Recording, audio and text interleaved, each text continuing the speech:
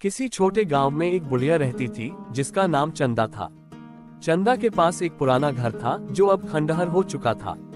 उसकी कहानी के अनुसार एक दिन गांव के एक अमीर व्यापारी ने उसके घर के पास एक पुराने दरवाजे को खुला देखा और वहां एक अजीब सी चीज देखी, एक सिर जो बिना शरीर के था, जमीन पर पड़ा था। व्यापारी ने डर के मारे सिर को इधर उधर देखने के बजाय सीधा चंदा से संपर्क किया और उसे बताया कि उसने क्या देखा है।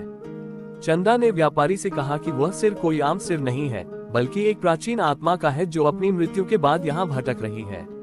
चंदा ने बताया कि इस सिर का अतीत एक पुराने राजा से जुड़ा है जिसने एक निर्दोष व्यक्ति की हत्या कर दी थी और उसके सिर को अपने दरवाजे के पास फेंक दिया था।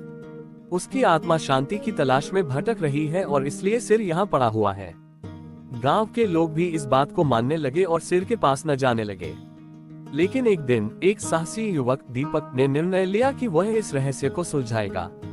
दीपक ने रात के समय सिर के पास जाने का निर्णय लिया। रात के अंधेरे में दीपक ने देखा कि सिर के आसपास एक अजीब सी चमक आ रही थी। जैसे ही दीपक ने सिर के पास पहुंचने की कोशिश की, सिर ने अचानक आंखें खोल दी और एक भयानक चीख सुनाई दी। दीपक ने देखा कि सिर की आंखों में एक खौफनाक और गहरी वेदना थी। दीपक ने साहसिकता दिखाते हुए सिर से पूछा कि वह शांति के लिए क्या चाहता है।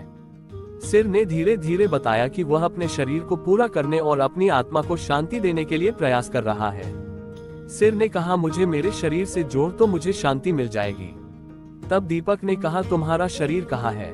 तभी सिर ने कहा, उसे गांव के बीच पीपल के पेड़ के नीचे दफनाया है। तब दीपक ने कहा, मैं जाऊंगा और तुम्हारा शरीर तुम्हें वापस लौटाऊंगा। तभी दीपक गांव वालों के साथ वो पेड़ के नीचे खुदाई करवाता है और वो शरीर को बाहर निकालकर उसका सर वो शरीर से जोड़ देता है तो वो शरीर खड़ा हो जाता है और गांव वालों का यह दीपक धन्यवाद देता है। इसके बाद सिर के आसपास की अजीब गतिविधियां खत्म हो गईं और गांव में शांति लौट आए। सिर कटा की कहानी हमें ये सिखाती है कि किसी भी अनसुलझे और अन्यायपूर्ण घटना की वजह से आत्माएं परेशान हो सकती हैं। शांति और समाधान की खोज करने से ही उस आत्मा को सुकून मिलता है। ये कहानी यह भी दिखाती है कि साहस और संवेदनशीलता के साथ अतीत की समस्याओं को हल किया जा सकता है।